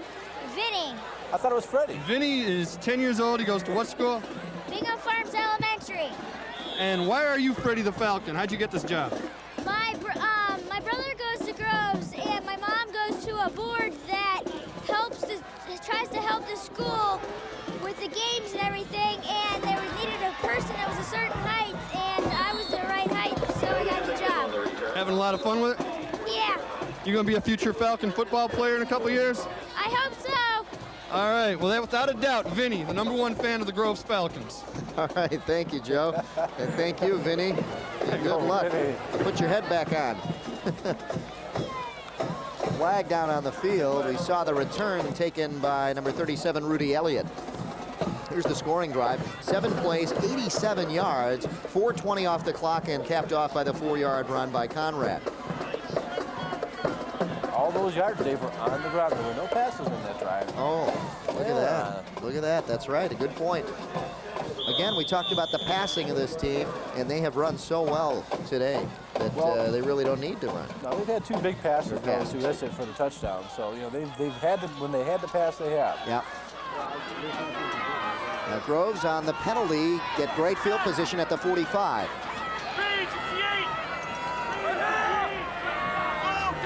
And on Kimball's 45, Alexander almost tripped, dropping back. He's got a man and knocked out of his hands. The pass out there to Gerwin, and he's been down the sideline all night. And that time had to dive for it. And the ball came loose. Mosier on the coverage that time. Looks like Gerwin had the ball. He hit the ground and popped out. So that is a no catch and complete pass. There you see Jim McDougal looking on. 28-0, his team trails, and he's got to get them in the end zone on this drive. They've got good field position, ball at about the 45. Got to get something going. He thought he could on that first play. 2nd and 10 now. Some movement in the backfield, but they don't call it. On the carry was number 30, Easter, and he was brought down by Cato. That counter trap again worked for him. Unfortunately, he was caught from behind by the shirt tail again. That's worked very well for him. He hit a big hole, bursted outside, and watch the tackle right here. Just grabs it along the waist, and good waist tackle. To teach a good belt buckle tackle, that's one way to do it. 3rd and 5 now, coming up for Groves. Ball on about the 40-yard line of Kimball. They got to come up big right now. Time is running out. Just under 3 minutes here in the 3rd quarter. They call the double count, trying to draw him off sides. And Easter is just short of the first down. Let's see if they go for it. At this point in the game, Dave, I don't think they have a question whether they're going to go for it. They don't have a choice being down 28-0. Yeah, and they're just short of it, maybe half a football length. Now, do they have a quarterback sneak in their repertoire, unlike another team that should have ran it last week on college level? I'm talking about the University of Michigan, who ended up losing a game because they didn't have a quarterback sneak. Yeah. Now, there's no reason to call any other play but that here. Yeah, let's see. All the quarterback's got to do is lean forward at this point. No, they go to the back, and they go to the trusty back number 23 who picks it up. Trusty back number 23 does. Heilburn. They didn't go after the beef either. They went on the other side. The beef is on the right-hand side, and they went to the left. And that's where Kimball had stacked it up. Right right there. You can see the beef. They go on the other side and do get the first down. Davis on the tap.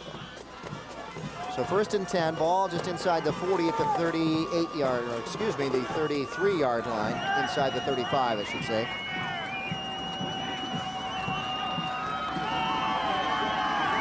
Alexander sacked. He took just a little too much time. Back at the 40-yard line, loss of about 7 yards. Yeah, he pumped, and when he pumped, he got dumped. No, they didn't. I'll tell you, they gave him a generous mark here. He was down at the 40. They mark him at the 37. They got him back at the 40. Watch this. Where his knee hits. Let's take a look right here. There's Boom, his knee. Right about the 40. They gave him a mark right up in there. Absolutely right. That is a terrible mark. So a big break for Groves on that mark. Good eyes, Dave. Yeah. I'm wondering where they're going with it. And the Falcon helped me. Okay. So Falcon helped. Vinny. Oh, Freddie the Falcon. I'm sorry. 2nd down, 13. And look at this. Easter comes up with a big run. That's the first time they ran that counter to the right. And it came out for some good yardage. So this will bring up 3rd and a better position for Groves now. 3rd and about 5 yards. You take a look right here. Here's the pulling guard. He's going to come down the line of scrimmage. They pulled the trap to the right that time instead of the left. Let's see, they've been running left all day and were able to get good yardage out of it. And finally brought down, Russell down there. Russell. And a couple guys. 3rd and about 5 now for Groves, and they're in 4-down territory. They got the first down earlier on the 4th down play. And everybody was moving, and I don't see any flags down, Bob. It should have been. Alexander fakes, and he's back behind the 40, sacked at about the 42. Well, you know why there wasn't a flag? Because the one who moved first was the center. He snapped the ball. He can do that. If nobody else moves, it looks like it's an offsides, but it isn't. You got to get your blockers to get going too if the ball is snapped. And that's why they got so much pressure. Let's take a look right here. The center snapped the ball. Yeah, and everybody broke through. Yeah. There, Goulet putting pressure on Alexander, and he's trying to unload here. No, he can't. He's got everybody in his face. Yep. And Jeremy Davis in there, number 32, to get him. And that will end the third quarter of play here at Groves High School in Birmingham as the Kimball Knights score again in that third quarter to make it 28-0, and Groves is yet to answer. They put together a good drive on the first drive. They did come up short. The last drive of the first half was a good drive. They just haven't been able to put the ball in the end zone. They haven't been able to cap off the drives, and that's what hurt them here today. So let's see if Groves can try to make this a semi-successful homecoming as they try to get on the board now. That's what they've got to do, is get on the board. 28-0 as we start the fourth quarter. And again, Bob, we said it before the game, on paper, this game looked good. 6-1 against 5-2, but Kimball has been a powerhouse all season. And having that one loss, that tough one, to Rochester Adams. The punt is off, and another good one by Hafner. Fair catch, call for it, he hit him, and this could be a big break for Groves, and it is. Mosier made a big mistake by hanging around, and that ball bounced right back at him. Dave, you made the call right there. Key thing is, you're call fair catch. If you're not going to catch it, get the heck out of the way. He didn't. The ball bounced backwards and hit him in the back. It's a live ball. And Ruggles falling on it. Great break for Groves. Watch it right here. Here's the kick. Dave's going to make the call here. Now he's going to make the fair catch call. We're going to take a look at him right here. Here's the fair catch. If you do, you run forward. Here it is. Run forward and get out of there. Get out of the way. Now watch, it's going to bounce back. It's going to hit him. Live ball. And Ruggles right there, right on top of it. So Groves now can get a chance here to get on the board. Easter on the run, running forward and bulling his way inside the 5-yard line. And a good carry that time by number 30, Ryan Easter. That's our first real turnover of the game that's made any kind of difference. Yep. That's a big turnover because it brings the ball way down the field for Groves. And that's what they needed to get some momentum going for them. They still have enough time. It's not going to be easy, but they still have enough time to come down. And they can put some points on the board here, grab some momentum. I know I'm grasping for straws here, but they still have a chance to get back in this game if they score quickly. Split backs, and one receiver split to the bottom. Fumble, and I think Alexander fell on top of it. Let's see. It's going to be tough to wrestle down there. Yeah, he was lucky to get that ball back. He was a little antsy behind center, pulled out a little quick and dropped the ball. Well, that drops him back to about the 5. Alexander did get it under there. Yeah, he was under the pile. He pulled away a little quick, was not able to get the ball. Because of that, fumbled it, and so it's a third down. It's a real big play for the Falcons. Third down at the 5, 3rd and goal.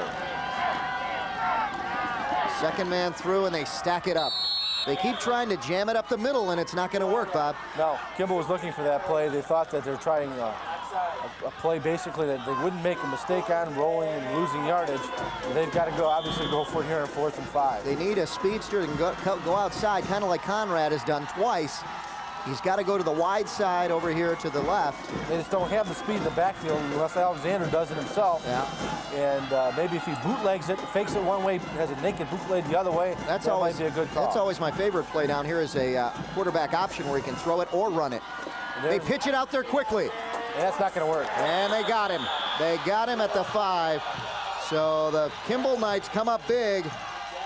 And Micah Heilbrunn couldn't do anything that time as it's Henniger again getting in there. Well, Henniger made the stop, but he didn't make the play. The play was this bad pitch. You're going to see right here. Here's the bad pitch. Here's the force right there inside. 67 forces him inside. That's Russ Havlick. And that's who made the play. Henniger capped it off with the tackle. That turns the ball over at the 5-yard line. Kimball Knights have the ball again. And Havlick with a great play in there, diving, reaching for Heilbrunn. And that pretty much stopped him. Ball at the 5. Here come the Kimball Knights.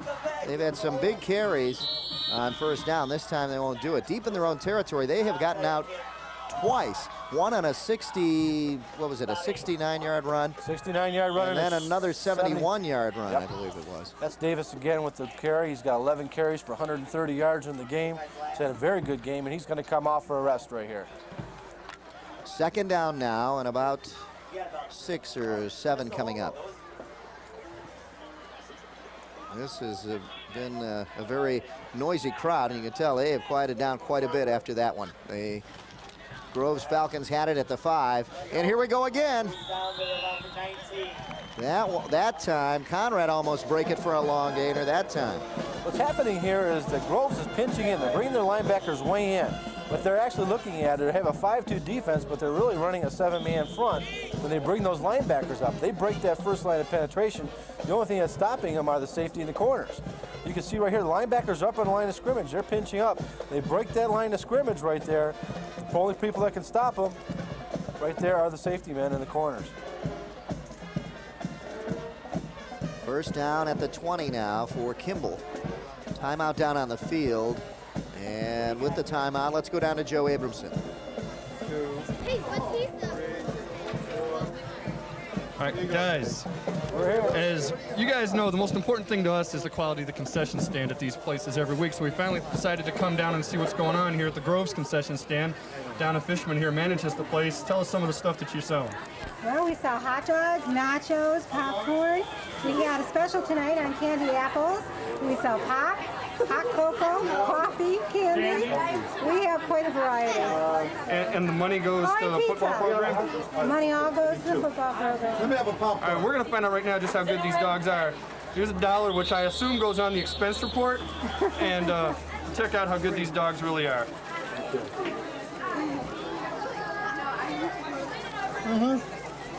Pretty good.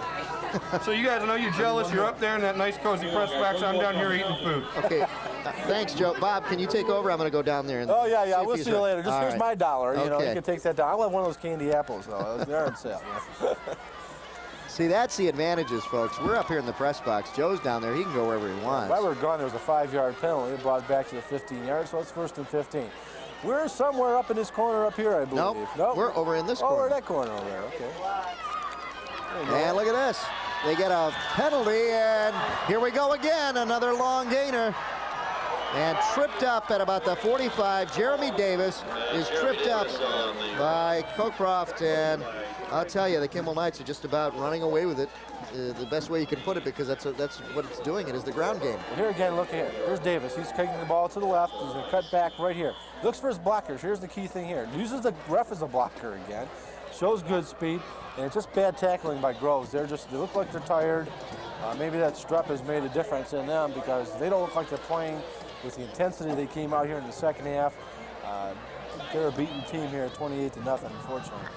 And now the Kimball Knights look like they're on the move again, smelling that end zone as they're inside the 45-yard line at the 44. Conrad on the carry, loses the ball, but manages to get right back on top of it and manages to pick up a good gain, too. Well, you know what? We talked about this on one of his first carries, how he runs through the line straight up.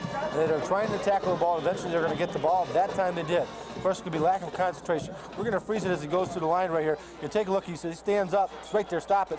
Well, it's a little bit too late, but it's okay. You can let it go through now. He's going to right. Well, there we go. There we go. As he's going through the line, he stands up straight. Well, a little back more. Okay. We can eventually get it. Let's see how he causes the fumble. Stop it right there. Thank you. We can go forward now. We'll eventually get it. Now we can stop right there. Okay. Looks like one of his own men actually hit it, diving in toward the ball. Hit his helmet.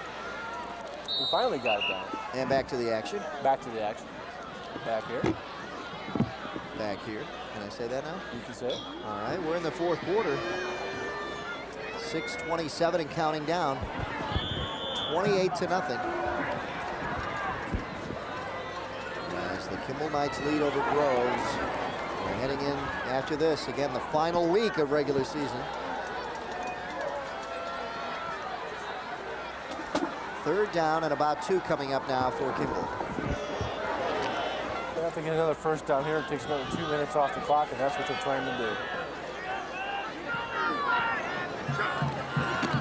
Davis handing off inside on a little counter play, and that works out pretty good for Chris Parker, number 30.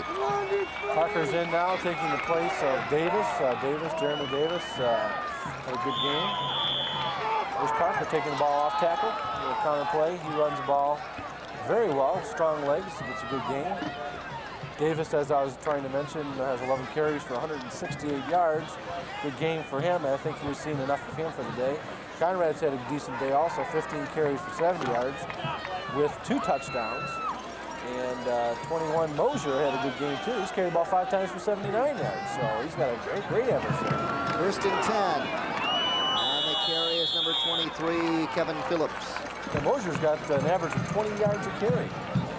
Not too bad. Yeah, not bad at all. There you see him on the sideline, number 21. That is Mosier, and right next to him is Jeremy Davis with 11 carries for 168 yards tonight. Replay here, a little off tackle play. Parker again. Nice tackle in there by the defensive front. He pierced through. Short gainer, 1 yard, second down to 9. Davis on the handoff. Phillips. Gain of maybe a yard. It'll be third down and about 7 coming up. The Groves know they're going to run here. That's why they're able to pinch in and penetrate. Keep in mind, too, if they're able to get through their front line of scrimmage, they've got a big gainer as they've done all day today. They're pinching in. They're trying to take that run away from them. That could open up a big play. 4:27 and counting down here in the fourth quarter. Or we're in the third quarter, excuse me. I think Joe's done with that hot dog down. Did I say fourth quarter? Fourth quarter. Is it the fourth? It is the fourth quarter. You missed one. Third down. I'm having a tough time reading that board. It's the fourth quarter. I need glasses. Think about that hot dog, Joe. I thought it was the fourth quarter. Yeah, maybe we can get a deal on those hot dogs. Maybe Joe can get us some on his expense. Phillips fakes the handoff, and look at this. Taking it himself is Jason Zimmerman, number 12, the quarterback. Zimmerman goes around the end, faked the handoff to Phillips, and took it himself. Good play as the defense pinched in. They didn't think the quarterback Zimmerman would take the ball outside. He didn't got the first down. That, again, stops the clock here. Take right here. Here's the fake. Good fake. Zimmerman takes the ball. Good block in there by the end. And he takes the ball out of bounds. Stops the clock at 4 minutes. 3:48. And it's there you go. Here's the scoreboard, and this is basically where I'm looking from too, this camera. But you know, I can't zoom in as close as this camera's getting. There you go. There's a strong run, but not much room to run there for Chris Parker. This is the second offense in there now for Kimball, and they're doing a pretty good job of moving the ball upfield. Parker's a short one. He's only 5'2", I believe. Take a look here. You mean I'm taller than him? Chris Parker's 5'2", 145 pounds. I want to do the interviews down on the field with Take a look at him, folks. If this boy can play as well as he can, everybody can play the game. Because he's 5'2". Look at that jersey. He's almost as big as him. Look at that. You take a look at that jersey. He barely fits into that. He's got to tuck that in because that can help the tacklers get it. There he goes. He heard you. There you go. Pulled it up. 2nd and 8. It's a second man, Phillips. Phillips breaks it outside. He's going for the end zone and finally knocked out of bounds down there by number 22, Payne. Jeff Payne knocks him out. But a good run for Kevin Phillips as he was smelling 6 points. There he was. He saw that end zone. He was going for the corner. He got popped pretty hard. Looks like he's holding his hand. Now that right arm looks like he was hit pretty hard, but he definitely stopped short. You can take a look at it right here. He's going to go outside. Parker trying a little block in there. He tries to sneaks through. You're going to see his shot coming here as he goes for it. 16 with the hit that time. He had a nice hit. That was Jeff Dillingham. Let's give credit to him. He made a nice hit. Got him out of bounds before he scored the touchdown. Zimmerman, the handoff. Hey, look at this. Chris Parker, touchdown.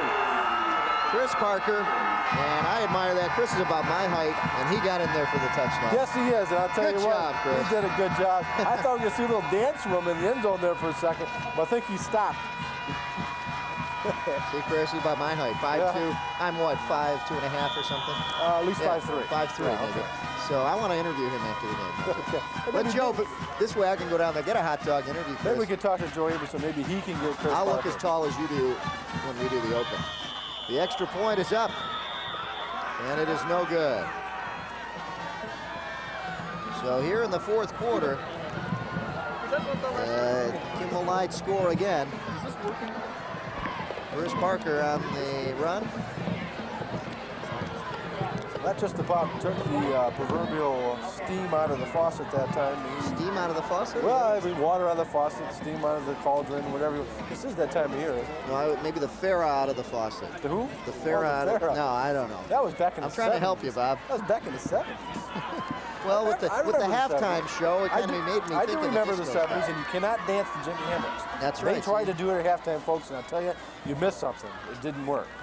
You actually didn't miss it because it didn't work. It was bad.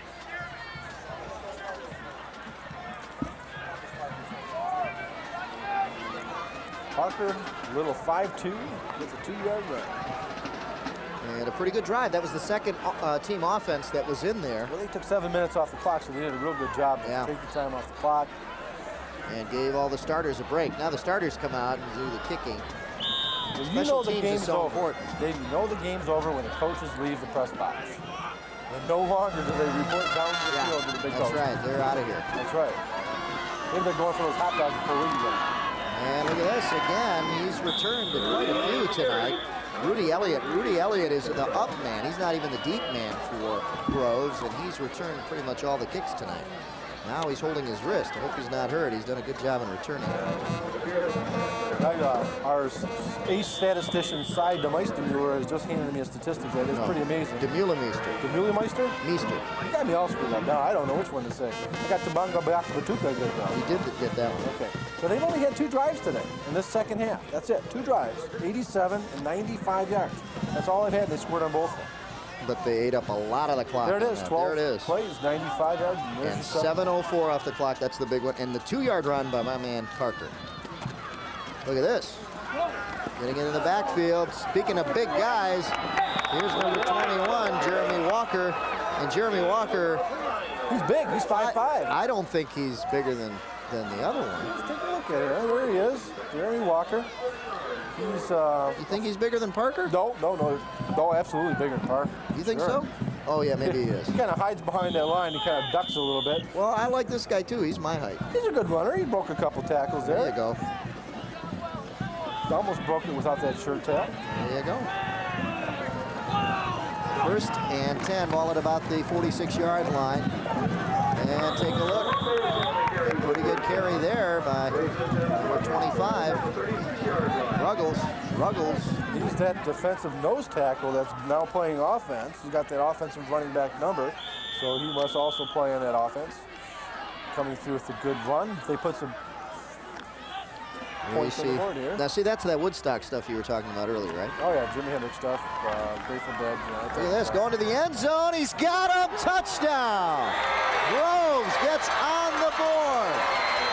Rudy Elliott, who's been doing a great job returning kickoffs all night, gets into the end zone and gets the pass from Dillingham. Dillingham in there now, number 16, and a very unsuspecting play.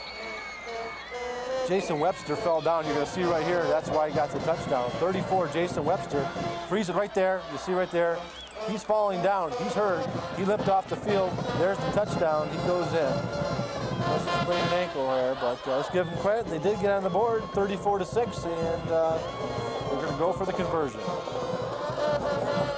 Big play there in this homecoming game. They got to make sure that they don't get a goose egg, don't get shut out at homecoming. A little excitement. They're going to go for the 1-point conversion here. Why not? 2 points doesn't go good. There's the snap. High snap, but hey, look at this. They still get it through. Good job on the holder's part to get it down. He booted that ball well. That was Dillingham to get it down. So Rudy Elliott, who has worked hard on the kickoff returns, comes up big with a 36-yard touchdown pass. And the extra point was good, and it's 34-7 now. That was exciting for them. They needed that. Minute 25 left. They might as well practice the onside kick. There's no better time to do it than now. And don't forget, next week, a big rivalry. It's Rochester against Rochester Adams. The Falcons against the Highlanders at Saturday and Monday at 7 p.m. right here on TCI 63. Back in Rochester, where we were earlier in this year. Should be a good game.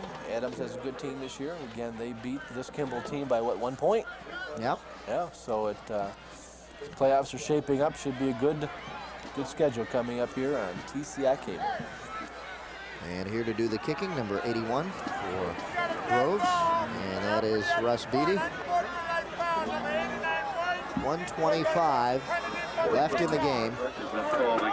We have a 15-yard unsportsmanlike penalty call on Jeremy Swanson, number 89 of Kimball. He wanted the shutout, I think, is what he wanted. Well, he's a senior. He wanted a shutout, and you know, shutouts are.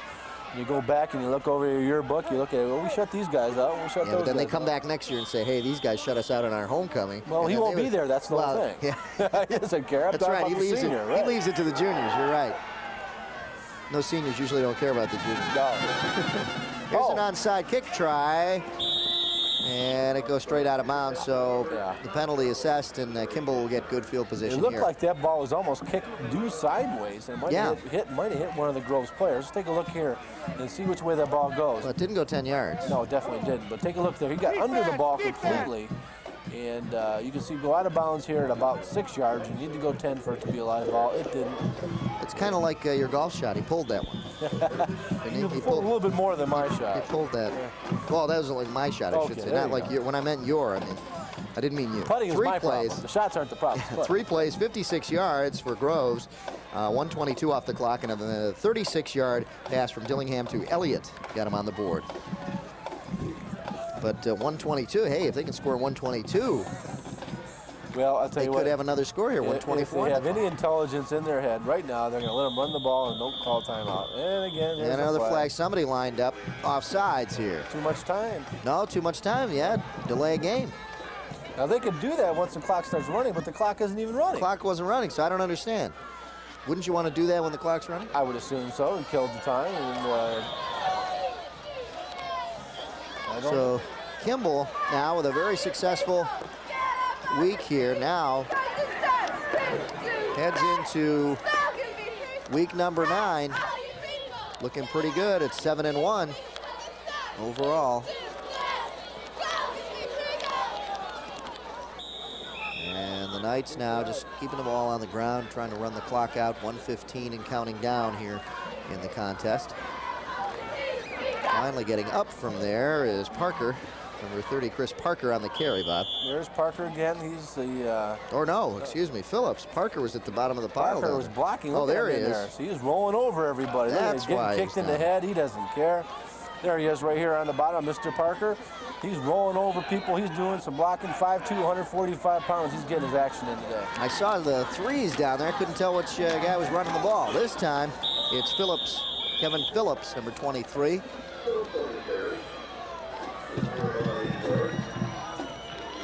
And that should pretty much do. Oh, there's a glove. Now, you mentioned OJ, and I don't want to say anything, but that's not his. There's no blood on this glove right there. There's no blood. You mentioned that earlier in the game, and I just want to say OJ was not here. Right. Let's take a look. Phillips. Over tackle. Got head butted there. Strong run. Kept his legs moving. Trying to eat up some time. 18, 17 seconds left here in the contest. Should be the last play.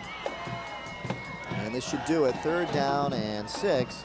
And they won't have to run a 4th down play as he goes down on one knee. And that'll do it. A successful trip to Birmingham for the Kimball Knights as the Groves Falcons could not match up well against Terry Powers' 6-1 Kimball Knights tonight. The Knights having a very successful year, very strong running attack as well as passing attack, as we see Jim McDougall looking on in his 2nd year here at Groves, taking on Terry Powers in his 5th year at Kimball, and Terry Powers with a great bunch of seniors. Jim McDougall looking on. He's got a young team, and he's just starting to rebuild here. This, by the way, was the first winning team that Groves has had since 1980. So you've got to give a lot of credit to Jim McDougall this season. 14 years, he's finally put a winning team together. Well, he's only been here for 2, so he's done a great job. He's done a great time to turn it around. The Kimball Knights, 34. The Groves Falcons, 7. And that's the final here for the TCI Game of the Week in week number 8. And we'll be back to give you the final stats for you right after these messages. Stay with us.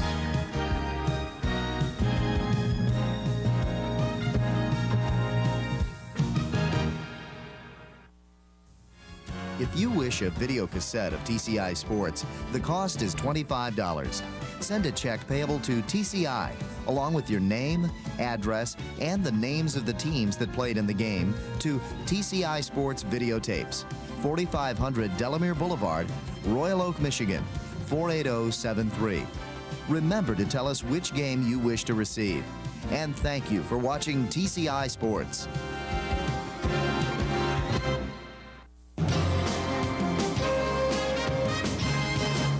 Take your best shot on the next edition of Roadshow Video. This month, Bubba and Pat take you to the Double Action Shooting Center in Madison Heights to see how sharp their shooting skills are. They'll talk to experienced shooters and see who can get closest to the bullseye. So for the best in pop music videos and what's happening in the area, watch Roadshow Video. Coming up next on Channel 63.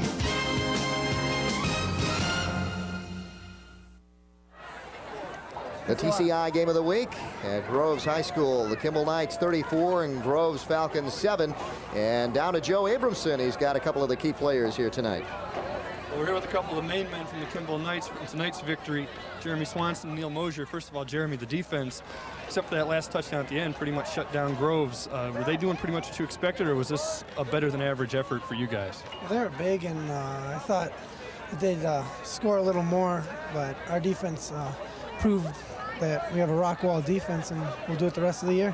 What happened at the end of the first half? It looked like you were in a prevent, and they were kind of moving the ball down the field. They got to about the 20, and then you guys shut them down. Was that just a change you guys had to make in the last 30 seconds of the half? Well, no, not really. We just played together as a team, and we stuck together, got our heads in it, and stopped them. Neil, with you guys coming into the game, everybody's thinking you guys are going to pass the ball. That's what you do all year. You come out running the ball like crazy, and they were never able to shut it down. Was this something that you guys saw on film with Groves, or was it something that you just took it as they gave it to you throughout the game? Well, some teams expect us to pass, so, you know, we set up the run with the pass. So, you know, we have two great running backs. You know, they did their job, and so did the line. So. Now you guys have, barring someone foreseen miracle next week, you're going to go 8-1, and if Brother Rice can lose one of its next two games, you're going to get probably the #1 spot in the playoffs. I know you don't want to look ahead too much, but have you thought about playing Brother Rice sometime along the way in the playoffs? We don't care who we play. We're ready for anyone. Last year's playoff experience, did it teach you anything? If that's the first time Kimball had been in the playoffs, at least with you guys, did you maybe learn something about the fact that the playoffs are a little different than the regular season? Oh yeah, a lot different. I mean, it's a lot funner and a lot more people there, and we're going to get our first victory in the playoffs. So. We didn't have any experience last year. I think it was the first time we've been in the playoffs for like 12 years. So now we've been there, and we have a lot of people that were there last year, so, you know, we know what we're doing now. All right, well, there you have it. Neil Mosier, Jeremy Swanson, a couple of the heroes from the playoff-bound Kimball Knights. Hopefully we'll be able to see a couple of those playoff games.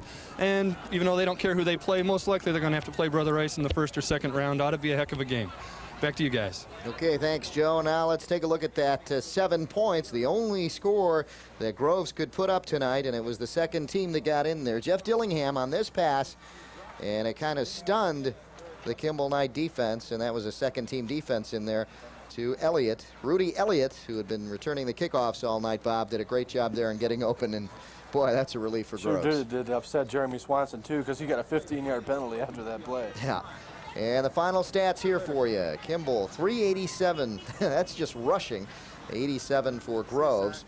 And 73 yards passing, 85 for Groves. Total of 460 for Kimball. They just roll it up, and this is a good time to be getting this kind of statistics when you're going into the last week of the season, Bob. Their rushing attack really came on, and that's what they need to do. They have a real balanced attack, and that'll make teams think twice about trying to stop that passing game, because now their running game is really clicking. Yeah, first downs 18-14, turnovers 1 apiece, and time of possession, Kimball 25-30. And Groves 22-30. I think that's unofficial. I think Kimball might have had a few more minutes. They scored quickly. They had big runs. Davis had 2 big runs. He had a 72-yard play in there by Mosier. He had a 72-yard run. Davis had a 69-yard run. So there's some real big plays, and that really didn't eat up a lot of the clock. And there you have it, scoring by quarters. Kimball on top first in the first quarter. Came up with 14 in the second, and then 1 score each in the third and the fourth to give them a total of 34 points. Groves came up with theirs again. We just saw that in the fourth quarter to break the scoreless on the scoreboard, I should say. A great shot of the full moon here before Halloween. There's our crowd leaving. And we will be leaving. We'll be heading up to Rochester Adams, where the Highlanders host the Rochester Falcons next week. That's Saturday and Monday at 7 p.m. right here on TCI 63. For Bob Griglak and the entire TCI sports staff, I'm Dave Zorin. Thanks for tuning in. The final score, 34-7. Kimball Knights over the Falcons. Don't forget to tune in next. We've got the Roadshow video, so stay tuned.